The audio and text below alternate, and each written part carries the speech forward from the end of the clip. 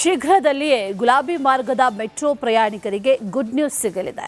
ಆಗಸ್ಟ್ನಲ್ಲಿ ಪಿಂಕ್ ಲೈನ್ನಲ್ಲಿ ವಾಣಿಜ್ಯ ಸಂಚಾರ ಶುರು ಮಾಡೋದಕ್ಕೆ ಮುಂದಾಗಿರುವಂತಹ BMRCL ಎಲ್ಲಾ ರೀತಿಯ ಟೆಸ್ಟಿಂಗ್ ಮುಗಿಸಿ ಇದೀಗ ತಾಂತ್ರಿಕ ವರದಿಗೆ ಕಾಯ್ತಾ ಇದೆ.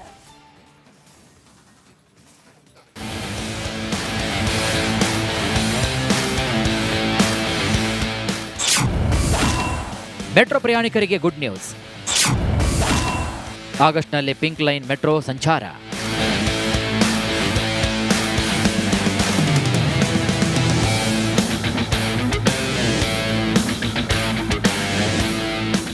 ಕಾಳೇನ ಅಗ್ರಹಾರ ಟು ನಾಗವಾರ ನಡುವಿನ ಗುಲಾಬಿ ಮಾರ್ಗದಲ್ಲಿ ಆಗಸ್ಟ್ನಲ್ಲಿ ಮೆಟ್ರೋ ಸಂಚಾರ ಶುರುವಾಗುವ ಸಾಧ್ಯತೆ ಕೂಡ ಇದೆ. ಮೆಟ್ರೋ ಗುಲಾಬಿ ಮಾರ್ಗ ಒಟ್ಟು 21.26 ಕಿಲೋಮೀಟರ್ ಉದ್ದವಿದ್ದು 13.76 ಕಿಲೋಮೀಟರ್ ಸುರಂಗ ಮಾರ್ಗ, 7.5 ಕಿಲೋಮೀಟರ್ ಎತ್ತರಿಸಿದ ಮಾರ್ಗ ಇದೆ. ಈಗಾಗಲೇ ಹಳಿ ಅಳವಡಿಕೆ, ನಿಲ್ದಾಣದ ನಿರ್ಮಾಣ, ಟೆಸ್ಟಿಂಗ್ ಟ್ರಯಲ್ ಎಲ್ಲವೂ ಕೂಡ ಮುಗಿದು ಹೋಗಿದೆ. ಇವಾಗ ನಮಗೆ ಬೇಕಾಗಿರುವಂಥ ಒಂದಷ್ಟು ಸ್ಯಾಂಕ್ಷನ್ಸ್ಗಳು ಏನಿದೆ ಅದರಿಂದ ಬರಬೇಕಾಗತ್ತೆ. ಅದು ಬಂದಮೇಲೆ ನಾವು CMRS ಕರೆದು ಅದನ್ನು ಇನ್ಸ್ಪೆಕ್ಟ್ ಮಾಡಿದ್ಮೇಲೆ ಅವರು ಆಥರೈಸೇಷನ್ ಕೊಟ್ಟ ಮೇಲೆ ನಾವು ಆ ಬಗ್ಗೆ ನಾವು ಡೇಟನ್ನು ನಿಗದಿ ಮಾಡ್ಬೋದು. ಕೆಲಸಗಳೆಲ್ಲ ಆಗಿದೆಯಪ್ಪ. ಇವಾಗ ಟೆಸ್ಟಿಂಗ್ಗಳು ನಡೀತಾ ಇದೆ. ಅದಕ್ಕೆ ಬೇಕಾಗಿರುವಂಥದ್ದು ನಾವು ಅದಕ್ಕೆ ಬೇಕಾಗಿರುವಂಥ ತಾಂತ್ರಿಕ ಸಾಕ್ಷ್ಯ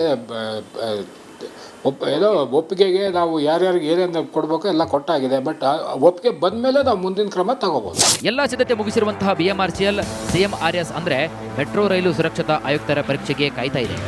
CMRS ತಾಂತ್ರಿಕ ಟೆಸ್ಟಿಂಗ್ ನಡೆಸಿ ಒಪ್ಪಿಗೆ ಕೊಟ್ಟ ನಂತರವೇ BMRCL ಅಧಿಕೃತವಾಗಿ ಮೆಟ್ರೋ ವಾಣಿಜ್ಯ ಸಂಚಾರದ ದಿನವನ್ನು ನಿಗದಿಪಡಿಸಲಿದೆ.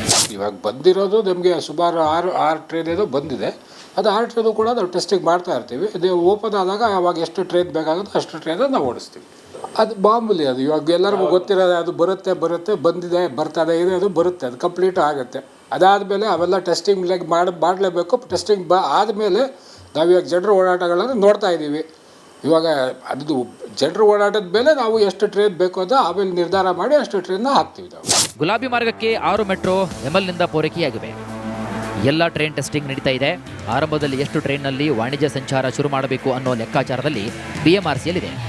ಪೀಕ್ ಅವರ್ನಲ್ಲಿ 5 ರಿಂದ 10 ನಿಮಿಷಕ್ಕೊಮ್ಮೆ, ನಾನ್ ಪೀಕ್ ಅವರಲ್ಲಿ 10 ರಿಂದ 15 ನಿಮಿಷಕ್ಕೊಮ್ಮೆ ಮೆಟ್ರೋ ಸಂಚಾರವನ್ನು ಶುರು ಮಾಡಲಿದೆ. ಇನ್ನು 1-2 ವಾರದ ಅಂತರದಲ್ಲಿ BMRCL ಅಧಿಕೃತವಾಗಿ ಘೋಷಣೆ ಮಾಡುವ ಸಾಧ್ಯತೆ ಕೂಡ ಇದೆ.